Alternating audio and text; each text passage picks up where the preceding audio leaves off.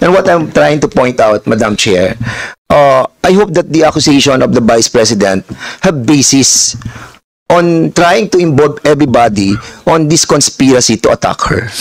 Then suddenly we will be a part of this conspiracy or a collective action that will be taken against. I did not say tumatawa kayo. Number 2, I did not say attack by the committee. Number 3, I did not say collective action. Sa kanya nang galing yun. I did not say conspiracy theory. Sa kanya nang galing yun. Pabasa niyo ulit kung ano sinabi ko. Madam Chair, just because you don't like my answer, you don't like how I answer, you don't like my demeanor, because, and I will say, I will not betray the confidence of some members of the House of Representatives. Meron isa sa mga nagtanong kanina ang nagsabi sa akin na merong script sa pagtatanong about sa confidential funds. That is why I decided na hindi pa atinin yung mga ibang officials ng Office of the Vice President, because nakalagay naman doon sa inyong invitation, and I quote, nasa yung copy.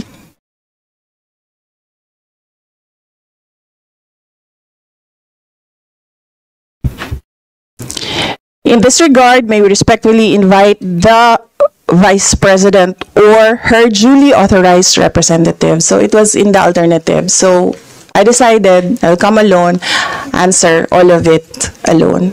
So that kung i-contempt man ninyo ako lang yung papasok doon sa detention at hindi na masali yung ibang tao dito at yung pamilya nila na nag-aantay sa kanila sa mga bahay nila.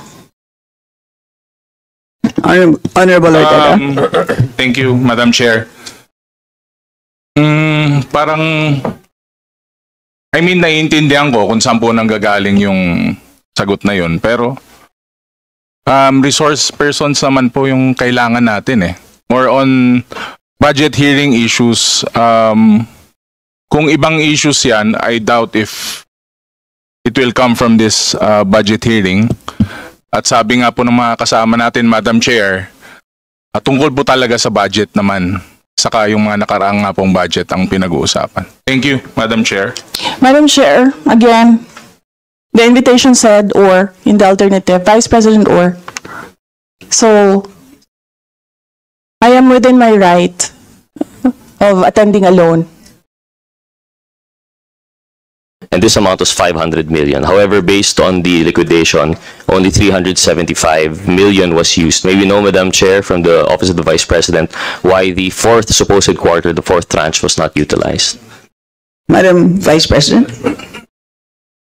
Kasi, Madam Chair, noong nagsagutan na kayo, ikaw, Representative Kimbo, tsaka Representative Castro, about the 11 days, 19 days, ilang days na yon ng utilization, nakita ko na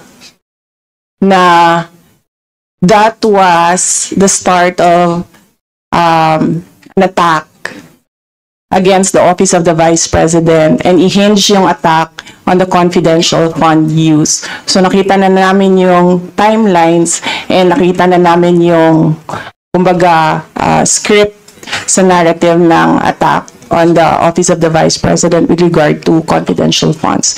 So, to show goodwill to the people and para mapabigyan ng muka na sinabi namin na hindi namin, napapadali ang trabaho namin dahil sa confidential funds, dahil natatarget namin kung saan dapat ilagay ang proyekto, pero pwede kaming magtrabaho ng walang confidential funds.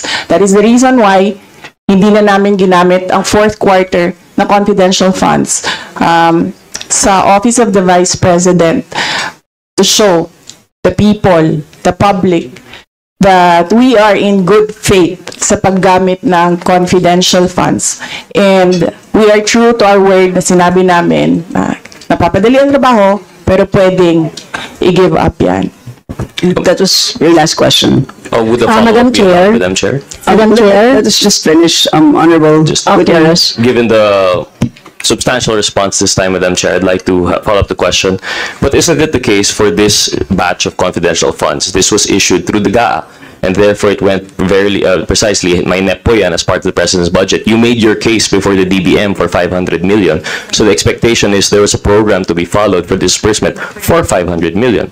Isn't it, Madam Chair, when we indicate in our GAA certain allocations, the expectation is that it would be utilized to its fullest extent? Would this mean now, Madam Chair, that the confidential fund, even for any supposed program submitted to the DBM, is actually discretionary on the part of the public official? Madam Chair. Madam Vice President. Madam Chair. Let's just finish, Madam Vice President. Yes, Madam Chair. Yung paggamit namin, kanina in-explain ko na, hindi na namin ginamit. Kasi nakita na namin sa timeline may sagutan ng 11, 19 days, and then meron nang lumabas na AOM ng COA within days, and then meron na namang lumabas na another AOM. So nakikita na namin yung pattern noong attack. That's why we decided in the Office of the Vice President na wag na dagdagan pa yung bala ng attack. At ipakita sa mga tao na yung confidential funds, we are in good faith of using that and goodwill namin na napapadali yung trabaho, pero pwede siyang hindi gamitin ng Office of the Vice President. Salamat. Madam Chair. Thank you, Honorable Gutierrez. Madam Chair. Yes, unless it's a point of order, we will not entertain. Since my name is mentioned by the Vice President, may I answer? May I comment also, Madam Chair? Just a short interjection. Yes, kasi yung sinasabi niyang attack, hindi ko po maintindihan yung attack. Nagtatawanan daw tayo during the, kung ano man yung sinasabi, on 11 days, I think hindi ako yon, no? I-review niya yung naging proceedings noong 2023 na budget. Second, Madam Chair, hindi ko maintindihan itong attack na to kasi legitimate yung ni-raise natin about confidential funds noong 2022 na nakita naman talaga natin on records na wala talagang item na confidential funds sa 2022. Kaya ni-raise natin yon, Madam Chair, at wala akong planong i-attack. Para saan? Ito, ginagawa lang natin, di ba? Dahil ito, trabaho naman natin, mandated tayo na busisiin ang mga budget related sa iba't ibang mga agency. So, hindi ito, wala itong intention, but for the sake of the budget lang, at tinitignan naman, nakita naman natin na walang line item sa 2022 budget. Kaya dapat lang na ma-explain. At kaya nga yun, nagkaroon na tayo ng audit at yung galing na sa COA at naintindihan na natin kung paano yan ginamit. So, I beg to disagree na sa umpisa pa lang ay may plano na ako na mag-attack kanino sa Office of the Vice President.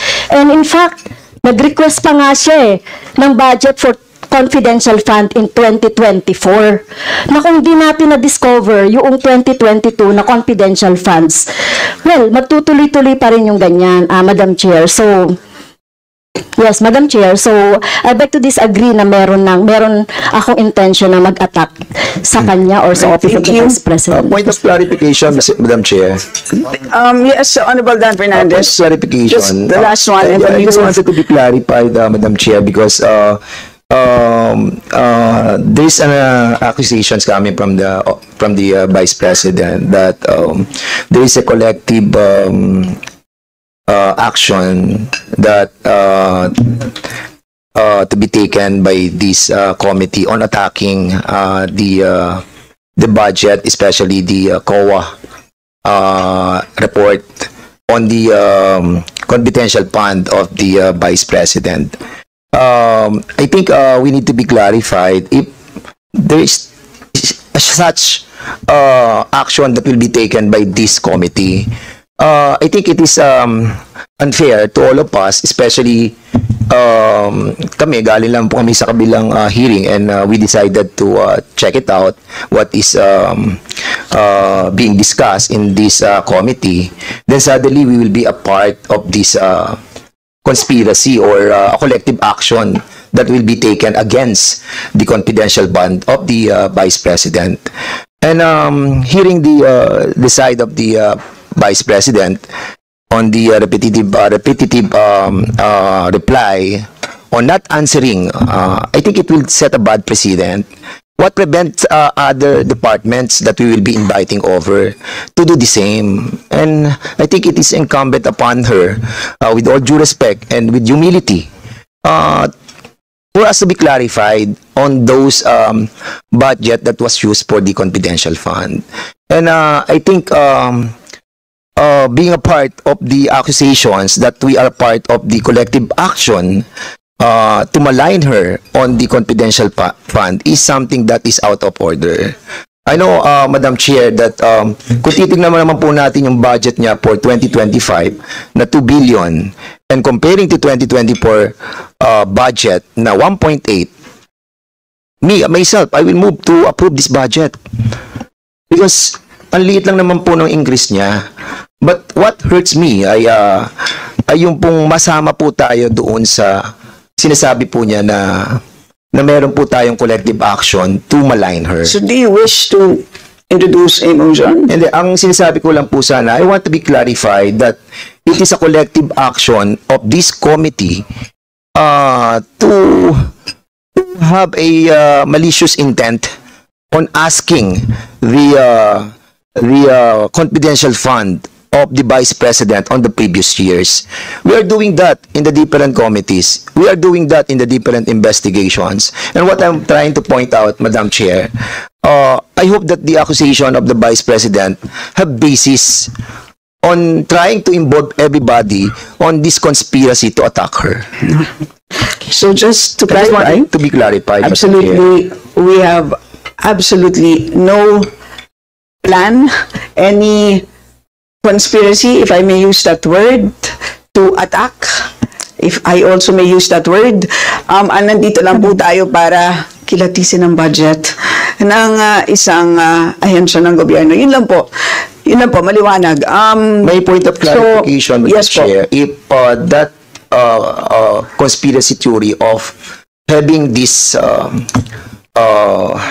a pre-attack on her budget is being conspired by this committee.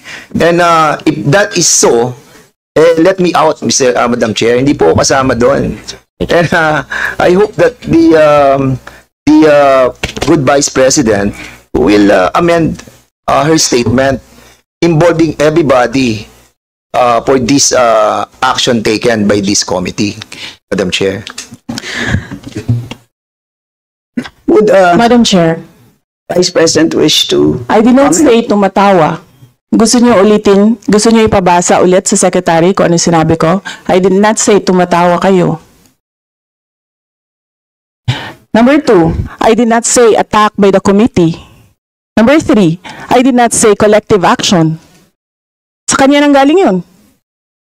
I did not say conspiracy theory. Sa kanya nang galing yun. Pabasa niyo ulit kung ano sinabi ko. And so, Madam Vice President, because those words were uttered Madam Chair. by Madam someone, Chair. I just... Just because you don't like my answer, you don't like how I answer, you don't like my demeanor, hindi ibig sabihin na hindi ako sumasagot. And that's the reason why, Madam Chair, I asked for the point of clarification. Yes, so, again, And, I had... now that the pwede lang Vice- po sana. now that the Sandali Vice lang po. President- Sandali lang po, para hindi po tayo nagsasabay-sabay, merong clarification na hiningi at nag-clarify naman po ako. Wala pong plano kasi kanina, very clear ang sinabi naman po, there was a plan, stick to the plan. Wala rin po ako natatandaan. I kept saying, let us all stick to the issues, which is the budget. So yun na lang po. Let's just end here and so that we can move on. Yes, Madam Chair, Kung if I pwede lang may. po sana, let's move on. Lastly. Meron pa pong isang budget pagkatapos nito. Lastly, that's the reason why I asked for a point of clarification. The point of clarification is to be clarified by the resource person. And if that is the answer of the good Vice President, I will accept that her intention is not to involve everybody on a collective Yes, attack on and her we're budget. happy with that And I'm happy clarification. on the answer of the Vice President. But, of course, I just wanted to review the, anyway, thank you so much, Madam Right, Chair. salamat. Madam Chair, Yes, yes, a Madam point Vice of President. clarification is understandable if you want to be clarified of the words I uttered. I did not say collective action. I didn't say Yes, conspiracy it has theory. been made clear, I didn't Madam say Vice President. I'm being attacked by the committee. Di ba nanggaling sa akin yun? So anong ika-clarify ko doon? Yes, ma'am, noted po. It had been Yung loud and clear script po. kasi nagkakabuhol-buhol na yung script. Let's now proceed. Chair. Let's now proceed. Madam Chair, just an inquiry from this representation. May I ask if this is a budget hearing on the budget of the OVP, or is this a committee investigation already? This is a budget briefing by the Office of the Vice President. And with that clarification, let us move on to the next member, our Honorable Madam. Vice